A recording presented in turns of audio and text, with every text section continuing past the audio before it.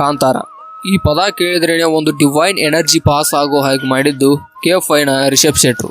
ಕಾಂತಾರದ ಮೊದಲ ಭಾಗ ಹೆಚ್ಚಿನ ಯಶಸ್ಸನ್ನ ಕಂಡು ಪ್ಯಾನ್ ಇಂಡಿಯಾ ಮೂವಿಯಾಗಿ ಹೊರಹೊಮ್ಮಿತು. ಅಲ್ಲಿ ಬರುವಂತಹ ಒಂದೊಂದು ಕ್ಯಾರೆಕ್ಟರ್ಗಳು ಕೂಡ ಎಲ್ಲರನ್ನು ನಗಿಸಿ ಕೊನೆಯ ನಿಮಿಷಗಳಲ್ಲಿ ಮಂತ್ರಮಗ್ನವಾಗಿಸಿ ಬಿಡುತ್ತದೆ.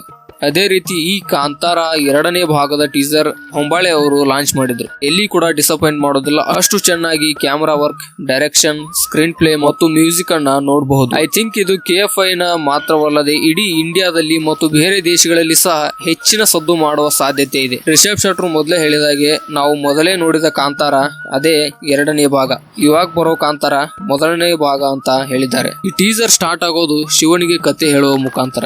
ಅವರಪ್ಪ ಹೇಗೆ ಅದೇ ಜಾಗದಲ್ಲಿ ಮಾಯ ಆದ್ರು ಅಂತ ಕೇಳಿದಾಗ ಅವರ ಪೂರ್ವಜರ ಕತೆ ಸ್ಟಾರ್ಟ್ ಆಗುತ್ತೆ. ಅವರು ಪೂರ್ವಜರಿಗೆ ಆ ದೈವದ ಕಲ್ಲು ಎಲ್ಲಿ ಸಿಕ್ತು ಅಂತ ತೋರಿಸಿದ್ದಾರೆ.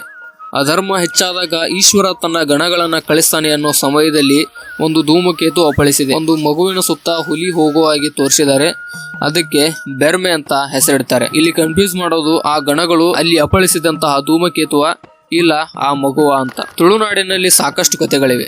ತುಳುನಾಡು ಯಾರ ಸೃಷ್ಟಿ ಅಂತ, ಕೆಲವೊಬ್ರು ಪರಶುರಾಮರ ಸೃಷ್ಟಿ ಅಂತ ಅಂದ್ರೆ ಇನ್ ಕೆಲವರು ಬೆರ್ಮರ ಸೃಷ್ಟಿ ಅಂತ ಹೇಳ್ತಾರೆ. ಈ ಮೂವಿಯಲ್ಲಿ ಅದಕ್ಕೂ ಏನಾದ್ರೂ ಒಂದು ಕನ್ಕ್ಲೂಷನ್ ಕೊಡ್ತಾರ ರಿಷಬ್ ಶೆಟ್ರು ಅಂತ ಕಾದ್ ನೋಡೋಣ. ಟೀಸರ್ ಅಲ್ಲಿ ಶೆಟ್ರ್ ಎಂಟ್ರಿ ಸೀನ್ ಮಾತ್ರ ಟೋಟಲ್ ವೈಲ್ಡ್ ಫೈರ್ ಅನ್ಕೊಳ್ಳಿ, ಅಷ್ಟು ಕ್ರೇಜಿ ಆಗಿದೆ. ಇಲ್ಲಿ ವಿಷಯ ಏನಂದ್ರೆ ಕಾಂತಾರ ಅನ್ನೋ ಕಾಡು, ಅಲ್ಲಿ ವಾಸಿಸೋ ಒಂದು ಜನರ ಗುಂಪು, ಅಲ್ಲಿ ಬೆರ್ಮೆ ಅನ್ನೋ ಯುವಕ ಅನ್ಯಾಯದ ವಿರುದ್ಧ ಹೋರಾಡುವಂತಹ ಪ್ರಸಂಗ.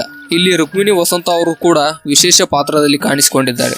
ಇಲ್ಲಿ ಕೂಡ ನಾವು ಲವ್ ಸೀನ್ ಗಳನ್ನ ನೋಡಬಹುದು. ಇಲ್ಲಿ ಬ್ರಹ್ಮ ರಾಕ್ಷಸ ಮತ್ತು ಗುಳಿಗ ದೈವಗಳನ್ನ ಸಹ ತೋರಿಸಿದ್ದಾರೆ. ಆದ ಅನ್ಯಾಯದ ಸಲುವಾಗಿ ಅಲ್ಲಿನ ರಾಜನ ವಿರುದ್ಧವೇ ಅಲ್ಲಿನ ಜನ ದಂಗೆ ಹೇಳೋದು ಈ ಚಿತ್ರದ ಸೀಕ್ವೆಲ್. ಕೊನೆಯಲ್ಲಿ ಈಶ್ವರ ದೇವರ ಬಗ್ಗೆ ಹೇಳಿದಾಗ ರಿಷಬ್ ಶೆಟ್ರು ಈ ಈಶ್ವರನ ಪಾತ್ರದಲ್ಲಿ ಸಹ ಕಾಣಿಸಿಕೊಂಡಿದ್ದಾರೆ. ನಿಜವಾಗ್ಲೂ ಆ ಪಾತ್ರಕ್ಕೆ ಶೆಟ್ರು ಜೀವ ತುಂಬಿದ ಹಾಗೆ ಕಾಣುತ್ತೆ.